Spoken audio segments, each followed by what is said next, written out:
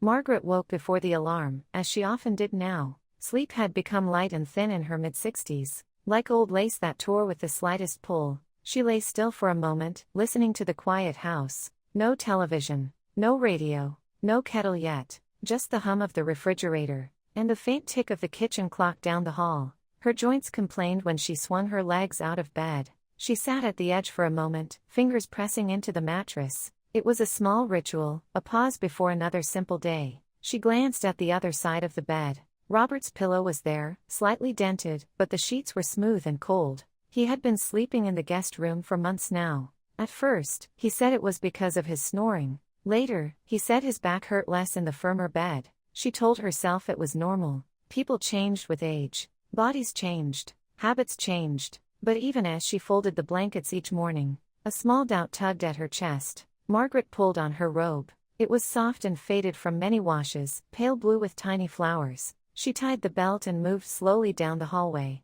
The wall was lined with framed photos their wedding day. The children at various ages, a family trip to the beach, the grandchildren in Halloween costumes. The faces smiled at her as she passed, frozen and bright, untouched by time. In the kitchen, morning light filtered through the thin curtains above the sink. Dust floated in the air, delicate and slow. Margaret reached for the kettle, then stopped. There, in the center of the kitchen table, lay a single white envelope. It was placed neatly, aligned with the edge of the placemat, where Robert usually sat. Her name, Margaret, was written on the front in his crooked handwriting. No stamp, no address, just her name. Her hand hovered over it for a moment. Something inside her, something old and instinctive, whispered that once she touched it, everything would change. She picked it up anyway. The paper was thick, the cheap store-brand envelopes they always bought in bulk. The flap had been carefully sealed. The weight of it felt wrong. Too heavy for a simple note, too light for a long explanation.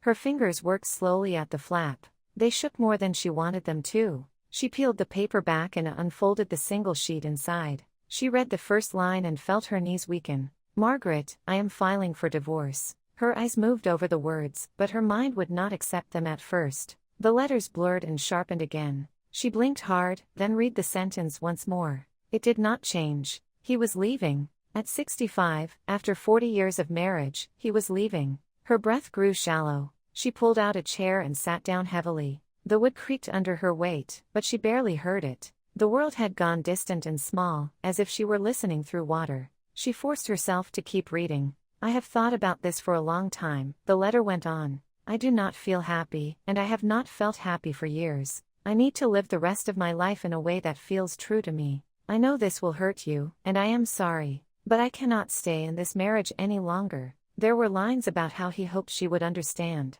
Lines about how they had grown apart. Lines about how this was not anyone's fault. He wrote that the children were adults now, that they had their own lives. He wrote that they both deserved peace. He did not ask what she wanted. He did not suggest they talk. He did not write the word love even once. At the bottom, his name Robert. Margaret's hands fell to her lap, the letter sliding onto the table. The edges brushed the wood grain, catching slightly on a small dent, where one of the grandchildren had once slammed a toy car. The clock in the corner ticked on. For a long moment, Margaret could only stare at the paper, her mind filled with images. Robert at 25, grinning as he held her hand outside the church. Robert at 34, lifting their daughter into the air at the park. Robert at 50, sitting quietly beside her at the hospital. When her mother died, Margaret stayed at the table until her back began to ache. Time slipped past without shape. The light in the kitchen grew brighter, then softer, as the sun climbed and moved. She did not notice at first. Her eyes stayed on the blank spot where the letter had been. A small noise startled her. The refrigerator motor clicked off. The sudden quiet pressed in on her like a slow wave. She pushed her chair back and stood. Her legs felt unsteady, as if she had been on a boat. She gripped the table edge until the dizziness passed. Then she forced herself to move, one slow step at a time. In the hallway, the photos on the wall waited as always. Only now they looked different. She paused in front of one taken years ago. Robert stood with his arm around her shoulders, both of them in front of this very house on the day they bought it. His hair had been darker then, her face rounder. They had been smiling in the careful way people do when a stranger holds the camera. What were you thinking then? She whispered to the younger version of herself. Did you ever imagine this? The woman in the frame did not answer. Her smile stayed frozen, wide and hopeful. Margaret moved into the living room. Robert's favorite chair sat by the window. His reading glasses, the cheap drugstore kind, he was always misplacing, were not on the side table. The small stack of newspapers he liked to get to later was gone. The space looked tidy, too tidy, as if someone had prepared it for a photograph. She reached out and touched the arm of the chair. The fabric was warm from the sun. She remembered how he used to sit there after dinner, one ankle resting on the opposite knee, the paper spread open. "Listen to this," he would say, tapping an article with his finger. Sometimes she listened. Sometimes she did not. Sometimes she answered with a simple because she was thinking about laundry or bills, or the grandchildren's next visit. Now there would be no more listen to this. A thin, sharp pain cut through her chest. She walked into the small office they shared. Her sewing machine sat on one side of the room, his old desk on the other. The computer was still there, the screen dark, but the drawers that had held his private papers were partly open and mostly empty. On the desk, she noticed a square of dust where a photograph had been. It was gone. She did not have to guess which one. She had bought the frame herself. It had held a picture of him with a group of men from work, taken at his retirement party. He must have taken it with him. "So you kept a picture of them, but not of us," she thought. The idea stung more than she wanted to admit. Margaret opened the middle drawer. Pens, paper clips, stray receipts. In the back corner lay a folded pamphlet from a law office downtown. "Family and Marital Law," it said in bold letters. She unfolded it with slow fingers. Inside, simple print explained how to file for divorce, what to expect, how property was usually divided. There was a yellow circle around one section, about long-term marriages and retirement-age spouses. He had not just thought about leaving, he had done research, quietly, carefully, while she made dinner in the next room. Her breath caught. She set the pamphlet down with more force than she meant to. The paper made a soft slap on the wood. "Coward," she whispered. The word surprised her. It came from somewhere deeper than her usual gentle nature. She closed the drawer and left the office, pulling the door until it clicked shut. The sound echoed in the empty hallway. In the bedroom, the closet door stood open. His row of shirts was thinner. Gaps showed where familiar patterns had hung. The navy sweater she had given him last Christmas was gone. The one he had said was too warm for indoors, but wore anyway when she looked pleased. She touched the hangers, sliding them from side to side. The slight clatter filled the quiet room. A faint smell of his cologne lingered in the fabric. It was the same brand he had used for years, the same she had wrapped as a gift nearly every December without needing to ask. "You could tell me you didn't like the sweater," she thought bitterly, "but not that you didn't like the marriage." On the nightstand, his alarm clock was still there, the red numbers glowing. 1024. She realized she had not eaten breakfast or lunch. Her stomach felt hollow, but the thought of food made her feel slightly ill. Back in the kitchen, she filled the kettle and set it on the stove. The simple act, so familiar, calmed her hands a little. When the water boiled, she poured it over a tea bag in her favorite mug. The mug had a small chip at the rim, but she kept it anyway. It had been a gift from her daughter on Mother's Day long ago. Steam rose in thin curls. She wrapped her hands around the warmth and carried the mug to the table. She did not trust herself to drink yet. She stared at the brown swirling water and felt the ache in her chest settle into a heavy weight. The phone lay beside the placemat. She glanced at it, then away. "Don't call the children yet," she told herself. Her voice in her head sounded tired. "You'll only scare them. Give it a day. Think it through." But she knew there was nothing to think through. The letter was clear. The empty drawers and missing suitcase were clear. Robert's silence was the clearest of all. She imagined Emily's reaction, the sharp intake of breath, the questions. She saw Thomas rubbing his forehead, trying to stay calm for her sake. They both had their own families, their own worries. Jobs, mortgages, school fees, health insurance. Did she have the right to drop this weight on them? A small part of her answered at once, "You are their mother. Of course you do." She took a slow sip of tea. It was too hot, but she let the minor burn ground her in the present moment. The pain was simple, honest, unlike the tangle of thoughts in her mind. The hours crawled on. She washed the mug. She wiped the counter that was already clean. She straightened the stack of mail by the fruit bowl. Each task took longer than it should have, her movements slow and unfocused. By late afternoon, the light outside turned golden. The shadows of the trees stretched across the small yard. Normally at that hour, she would start thinking about dinner. She would listen for the sound of Robert's key in the front door. He always came in with a short, simple greeting. "Hey," he would say, stepping out of his shoes. Sometimes he kissed her cheek, sometimes he did not. But he was there, present, a fixed point in her days. Now there would be no key turning, no coat hung on the hook, no familiar footsteps. She walked to the front window and watched the quiet street. Neighbors came and went. A delivery truck stopped 2 houses down. A teenager rode past on a bicycle, one hand loose at his side. The world kept turning. Her world had split, but no one else could see it. She thought about calling him again. Her fingers hovered over his name on the phone screen, then moved away. The last 3 calls had gone to voicemail. There was no reason to believe this one would be any different. What would you even say? She asked herself. Please come back. Please explain.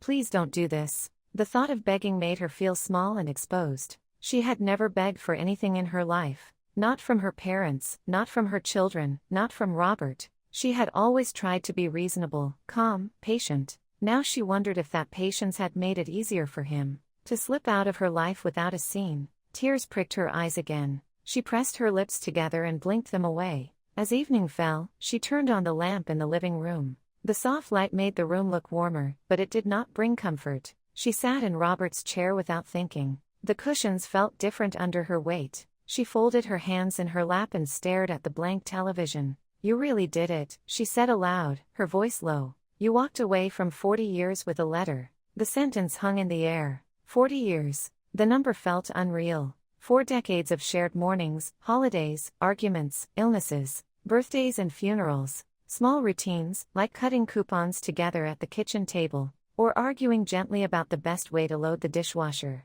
Were all those years now just a chapter he had decided to close? She pictured him in some rented room or a small apartment, placing his things in new drawers, hanging his shirts in a new closet, putting that retirement photo on a new dresser. Did he feel relief? Sadness? Anything at all? "Did you cry, Robert?" she wondered. "Did your hands Her mind did not want to rest. It looped through memories and questions, circling back to the same point. He planned this, she thought. He planned it while I cooked his meals, while I washed his shirts, while I asked, "Are you okay? You seem quiet lately," and he said, "I'm fine." A small, angry heat stirred in her chest. It was fragile, but it was there. "How dare you decide my future without me?" she whispered into the dark. "How dare you decide that 65 is the end of my story?" The words surprised her. For the first time all day, she felt something other than numbness and grief. It was not strength, not yet. But it was a beginning of something different. A thin, straight line cutting through the blur. She turned onto her side and pulled the blanket over herself. The fabric felt heavy and close. She listened to the silence of the house. No second breath in the room. No soft snore from the other bed. In that silence, a simple, quiet thought rose. I am still here. She did not know what that meant yet. She did not know how she would face tomorrow, or the day after that, or the one after that. She only knew that her heart was still beating, her lungs still drawing air, her mind still wrestling with the new, harsh shape of her life. Her eyes burned. At last, fatigue pulled at her, as she drifted into a restless sleep. The last thing she saw was the faint outline of the letter on the nightstand, where she had placed it before turning out the light. It waited there in the dark, a small white shadow of all that had broken, and somewhere far beyond that, hidden and quiet, another shadow waited too, something yet unnamed, the first faint outline of the courage she did not know she would need.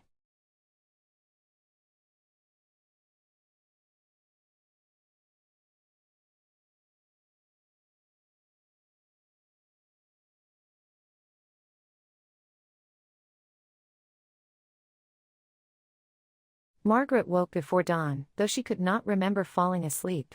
A gray stillness filled the room. Her eyes felt swollen. Her throat was tight and dry. She sat up slowly, the blanket sliding off her lap. For a moment she simply stared at the window, watching faint light seep through the curtains. The letter lay on the nightstand. Even from across the room, it felt heavy, like a stone pressing on her chest. She reached for it with slow fingers and held it again, almost hoping the words might have softened overnight. They had not. She folded it once more and placed it beside her. Her hands trembled slightly. She knew she had to tell the children. She had rehearsed the moment all night in her thoughts, turning it over and over until it became a dull ache. After a quiet breakfast she barely tasted, she set her phone on the table. She stared at it for a long time. The morning light warmed the kitchen, but it did nothing to ease the coldness inside her. Margaret opened the family group chat. Her fingers hovered over the keys. She typed, erased, typed again. At last she sent a short message. Could we talk on video when you both have time today? Something important. The reply came faster than she expected. Emily wrote first, Mom? Are you okay? Then Thomas, we can call in 10 minutes. Margaret felt her stomach knot. 10 minutes. She had 10 minutes to gather herself, though she felt far from steady. She placed both hands flat on the table and breathed slowly, willing her heart to calm. When the call began, their faces appeared side by side. Emily's hair was pulled into a loose bun, her glasses slightly crooked. Thomas sat in his home office, the walls lined with shelves behind him. Mom? Emily asked softly, what's going on? You look tired. Margaret forced a small smile. Good morning, sweetheart. Thomas leaned forward. Did something happen? Is it your health? Margaret shook her head. No, it's not that. Her voice was thin. She swallowed. It's about your father. The siblings exchanged a quick glance. A shadow of concern passed over their faces. What about Dad?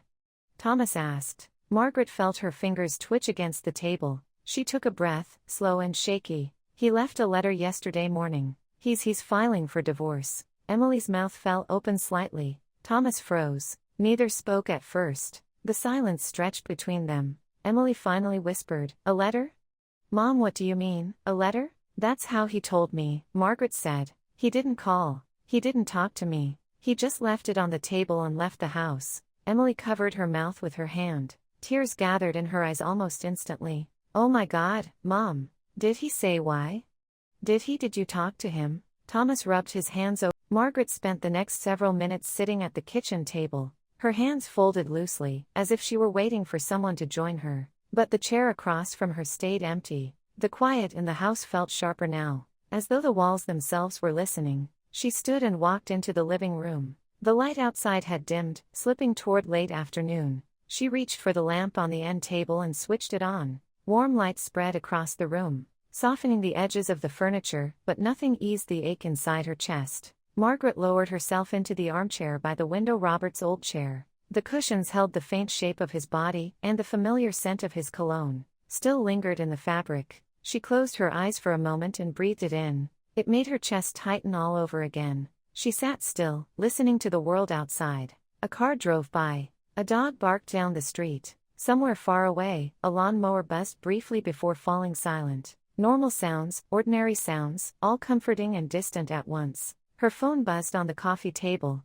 A message from Emily, love you, Mom. Call anytime. Another from Thomas, we're checking on you later. Margaret typed a short reply, I'm okay, and set the phone aside. She wished she could believe her own words. She looked around the living room. The framed photos on the shelves seemed to watch her. There was the picture of her and Robert at their 25th anniversary. Both smiling wide, both looking hopeful about the years ahead. There was another of the family at Christmas. Their children and grandchildren around them in matching pajamas. She remembered the warm laughter that night, the shared stories, the sense of belonging. Now, she wondered how much of it had been real for him. A heaviness settled deep inside her chest. She placed her hand there, pressing gently, as if she could hold herself together from the outside. She stood up and walked slowly to the dining room. The table was still set for two, just as it had been the night before. She picked up Robert's placemat and held it for a moment, her thumb brushing the edge. She folded it and placed it into the drawer where the linens were kept. Then she put away his silverware, his water glass, the napkin he had left unfolded last night. She moved with calm, careful motions, performing tasks she had done 1,000 times but never like this. Tonight, each small task felt like a farewell. When she opened the refrigerator to prepare dinner, she stared at the shelves for almost a full minute. Leftover chicken, half a cabbage, a carton of eggs. She closed the door without taking anything. I'm not hungry, she murmured to the empty room. The sound of her own voice startled her. She had not spoken aloud since the call with her children. Margaret returned to the counter and filled a glass with water instead. She sipped it slowly, feeling the coolness slide down her throat. Her stomach tightened at the thought of forcing down a meal. When the sun finally dipped below the horizon, the house shifted into it. Margaret woke late the next morning. Sunlight pushed through the curtains in soft, muted streaks. Her eyes felt heavy, her mouth dry. For a long moment, she lay still, unsure of what time it was. or how long she had slept. Her body ached from the restless night. Her mind felt foggy, as though grief had wrapped itself around her. Like a thick blanket, she pushed herself upright, breathing carefully as her joints protested. The house was silent again. The kind of silence that reminded her of empty churches or closed libraries. Too still, too clean, too hollow. She made tea, but the routine felt mechanical: water, kettle, cup, tea bag. She stood by the window as she sipped it, the warmth doing little to ease the cold knot inside her chest. After she finished, she set the cup in the sink and looked toward the front door. The thought came slowly, quietly. "You need to get out of the house," she murmured to herself. Her voice sounded rough in the quiet kitchen. She wasn't sure if she wanted fresh air, or simply wanted to escape the rooms that reminded her of Robert with every step. She changed into a light sweater and comfortable pants, slipped on her walking shoes, and stepped outside. The morning air was cool and crisp. It brushed gently against her skin, waking her a little more. The street looked peaceful: small houses, tidy lawns, a dog barking faintly in the distance. A single leaf drifted down from a tree, spinning slowly as it fell. Margaret inhaled deeply and started walking. Her steps were slow at first, almost uncertain. She walked past her driveway, past the neighbor's rose bushes, and down the sidewalk that curved toward the small community park. She had walked this path countless times, sometimes alone, sometimes with Robert. Today, the memories felt heavier. As she reached the park entrance, she paused. Children were not here this early. The benches were empty. Only a few older adults walked along the paths, some with canes, some with dogs, some deep in thought. Margaret moved toward the path lined with tall oak trees. The rustling leaves made a soft whispering sound, like a gentle conversation. She couldn't quite hear. She walked slowly, arms folded loosely across her chest. Each step seemed to untangle a small knot of tension, just a little, not enough to bring relief, but enough to keep her moving. Near a bench by the pond, an older woman sat alone, her hands resting on a cane. Her posture was relaxed, her gaze watching the ducks move across the still water. She looked calm. Margaret left the park that morning with a strange, gentle ache in her chest. It wasn't the sharp pain from the day before. It felt softer, like a bruise healing under the skin. She walked home slowly, replaying Linda's words in her mind. The kindness, the steadiness, the way she had spoken without pity. Inside the house, the familiar quiet greeted her again. But something felt different. The silence was still heavy, but it no longer felt like a wall closing in. It felt like space, empty, yes, but open. She hung her sweater on the hook by the door and took a deep breath. The house still held traces of Robert everywhere she looked, but the memory of her walk steadied her. She made tea again. This time she sat at the table and drank it slowly, not rushing, not trembling. Her thoughts were still tangled, but they were no longer collapsing into each other.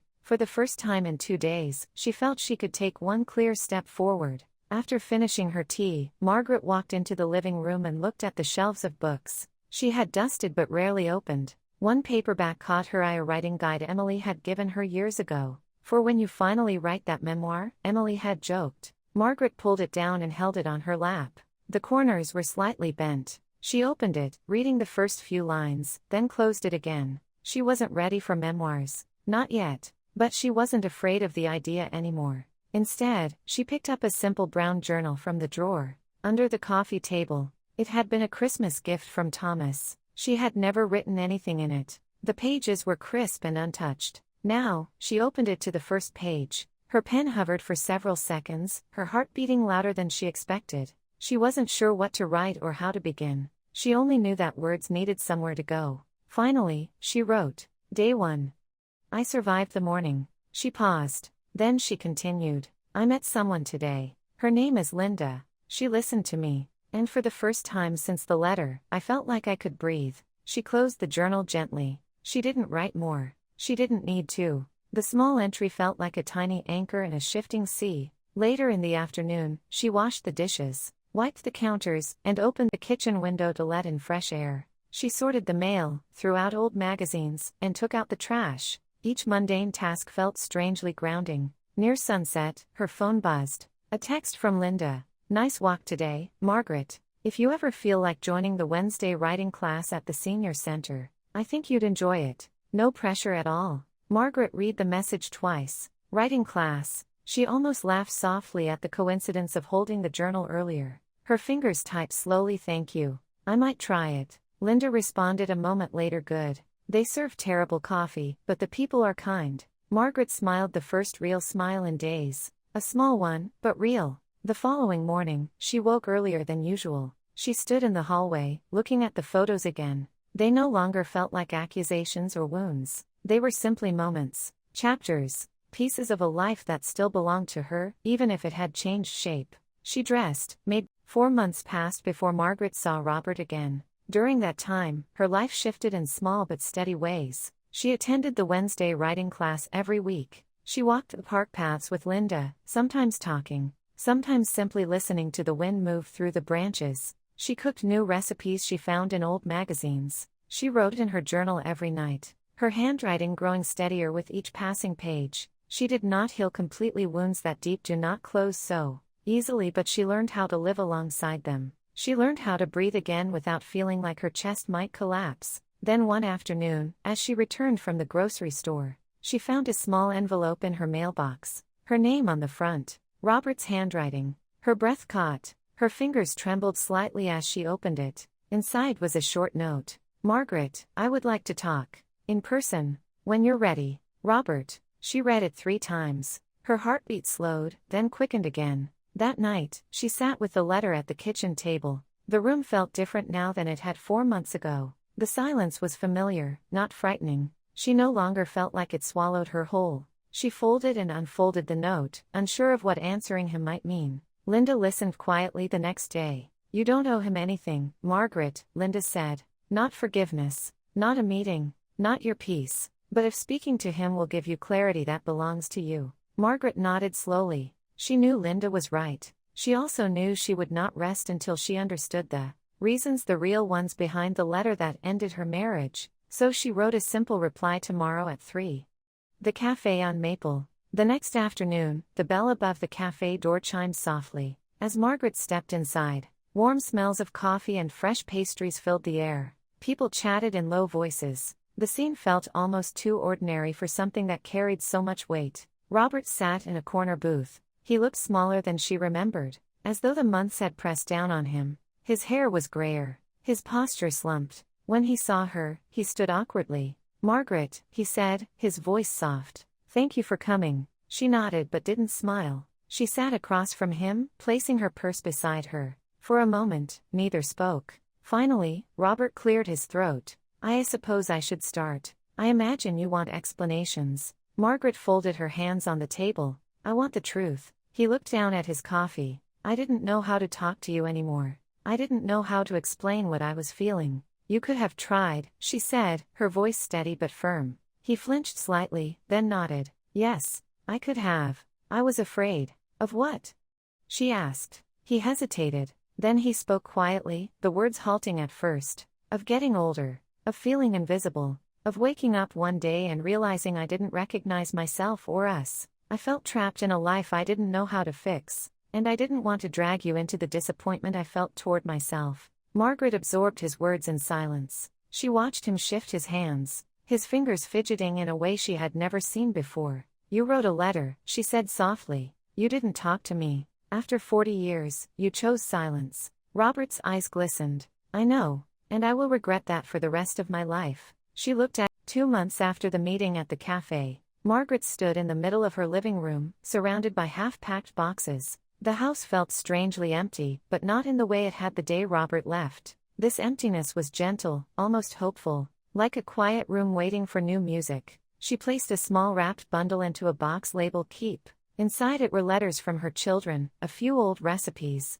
written in her mother's handwriting, and one photograph of herself at age 25 laughing, wind in her hair, a spark in her eyes she hadn't seen in years. Margaret taped the box shut and exhaled softly. She was selling the house. The place she had lived in for nearly 3 decades. The place that held memories, yes, but also shadows she no longer needed. Her children had protested at first. Mom, you don't have to move. We can fix the place up. You're not alone. But Margaret had made her decision calmly. I want a fresh chapter, she told them. And she meant it. Her new apartment was small, warm, and filled with sunlight. It overlooked a quiet street lined with maple trees. Linda lived only a short walk away. On the first morning after moving in, Margaret opened the curtains and let the golden light wash over the room. The space was still unfamiliar, but it felt safe. She brewed tea and carried the cup to her small writing desk by the window, a simple wooden desk she had bought from a second-hand store. It smelled faintly of pine and old books. She opened her journal.